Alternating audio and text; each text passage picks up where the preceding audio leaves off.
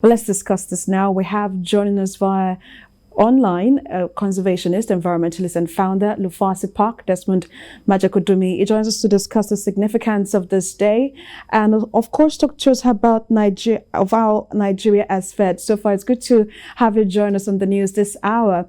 And of course, a lot of discussions about climate disruptions, pollution, biodiversity loss. Help us better understand the gravity of this problem that we have at hand.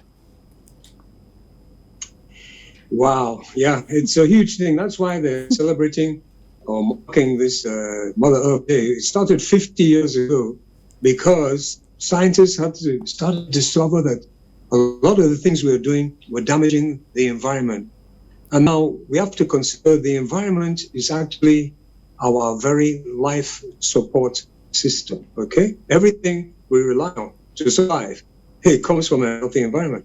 So obviously you don't want to damage your life support system. And because we weren't so aware of it 50 years ago, scientists were now warning us. And of course, as more and more data came in, more and more information has come in, the warning has become very severe to the extent that just very recently, the Secretary General of the United Nations has said this is an emergency. And it has been actually considered to be the most serious issue facing humanity. We're causing terrible damage, far too much pollution into the air, far too much pollution into the waterways, far too much destruction of biodiversity, that is our forests and all the different wildlife. We have to stop because guess what?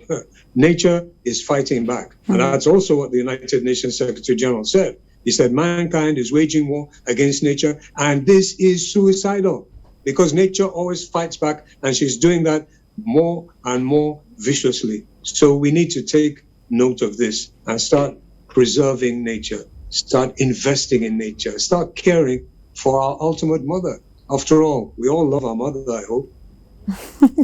Very interesting point. But if you would help us put this into context, when you look at Nigeria and if we put Lagos, for instance, which is the most populous city in the country, how well do you think we fed? 50 years ago, this came to to the fore. How can we protect our ecosystem?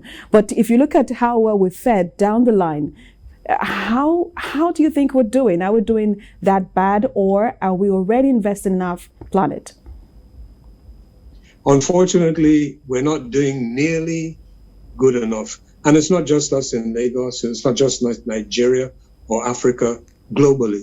But particularly places like Lagos are very vulnerable to the immediate effects of climate change. Why are we so vulnerable? Because we're by the coast and we're also very low lying.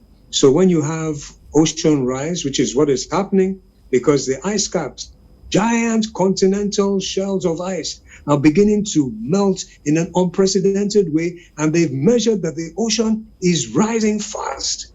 And as a result, places like Lagos, Port Harcourt, and other coastal areas of Nigeria are under significant threat of inundation from the sea. So we're not doing enough. There has been some moves in the past to put some rock-going protections in parts of the Lagos coast, but then it stopped about 3 years ago, and it hasn't started again. And this is very, very serious. Well, we lost the connection there with conservationist Desmond Majekodunmi. He was talking about the significance of the International Day of Observance for the International Mother Earth Day.